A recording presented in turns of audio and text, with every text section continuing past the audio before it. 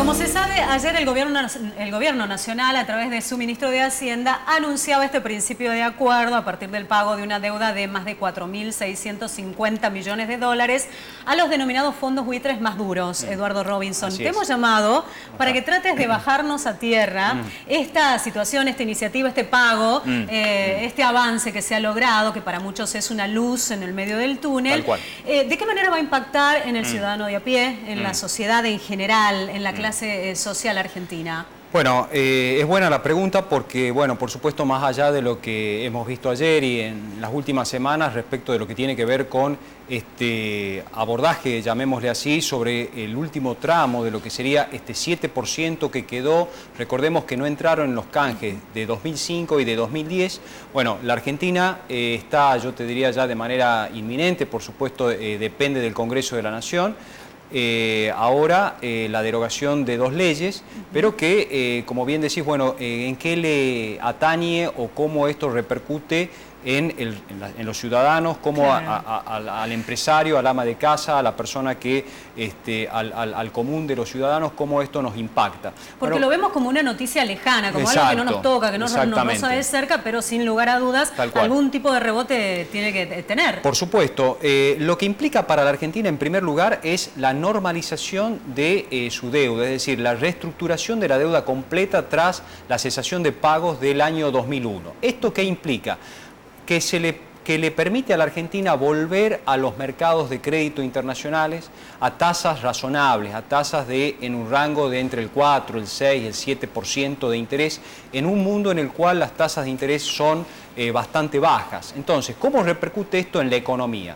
El gobierno, al poder tomar deuda, lo que va a hacer en todo caso también el propio Estado, y hoy el presidente lo señalaba, ayer también el ministro de Hacienda. ¿Qué quiere decir esto? ¿Qué implica para la macroeconomía? Implica que, dado que la Argentina hoy tiene un problema agudo de déficit fiscal, vos sabés que el déficit el Estado lo puede financiar mediante tres fuentes. Una, pagando impuestos, es decir, cobrando impuestos a las personas, a las empresas.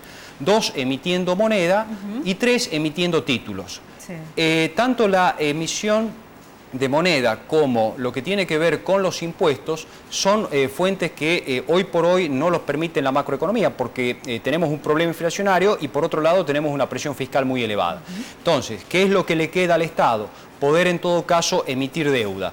Es otro capítulo respecto de lo que tiene que ver con para qué se usa la deuda, si es bueno o malo. Entonces, al poder tomar deuda el Estado, entonces de esta manera lo que logra es poder llevar adelante mejoras en la infraestructura económica, poder tener que ir resolviendo los problemas macroeconómicos sin entrar en un recorte traumático para, por ejemplo, disminuir la inflación, que es algo que a todos nos preocupa. Entonces, esto es, llamémosle así, es una herramienta que le permite al gobierno poder mejorar la situación macroeconómica del país. Y por otro lado, para las personas, como bien decís, bueno, esto cómo en alguna medida nos repercute a todos. Bueno, así como el Estado tiene que pagar tasas de interés muy elevadas, las empresas también tenían que pagar créditos muy caros y por supuesto esto también repercutía en las personas. Entonces, si las empresas pueden acceder a crédito más barato, las empresas pueden llevar adelante mejores proyectos de inversión y esto también implica que va a poder tomar empleo privado, es decir, la Argentina tiene que generar empleos de buena calidad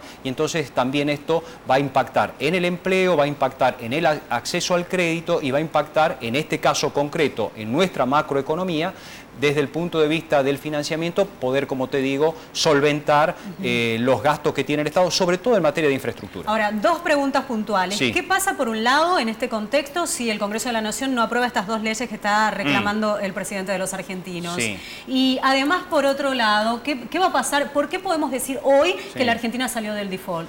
Bueno, porque vamos con la primera pregunta. Sí. Si es que el Congreso no deroga estas dos leyes, estamos hablando de la ley Cerrojo sí, y la ley de pago soberano. Si el Congreso no llega no va a haber acuerdo, por supuesto, porque son las dos es condición inexorable. Exactamente. Para que se pueda lograr esto lo ha este puesto acuerdo. el juez Griesa. Bien, para poder llegar a un acuerdo, hasta el 14 de abril Argentina tiene que derogar estas dos leyes, con lo cual se caería el acuerdo o habría que revisar los términos del acuerdo para poder, en todo caso, que la Argentina vuelva, como te digo, a reinsertarse en el mercado. Hoy Argentina puede volver a endeudarse, porque muchos preguntan, ¿pero qué no podemos hoy endeudarnos? Claro. Sí, sí se puede, la Argentina hoy puede endeudarse, pero está amenazado permanentemente, primero por tasas de interés muy elevadas y segundo por el hecho de que la Argentina pueda tener algún tipo de sanción a nivel del juez Griesa, que entiende que hasta que no se pague la Argentina no puede en todo caso entrar al mercado de capital. Bueno, entonces hay que decir que en caso de que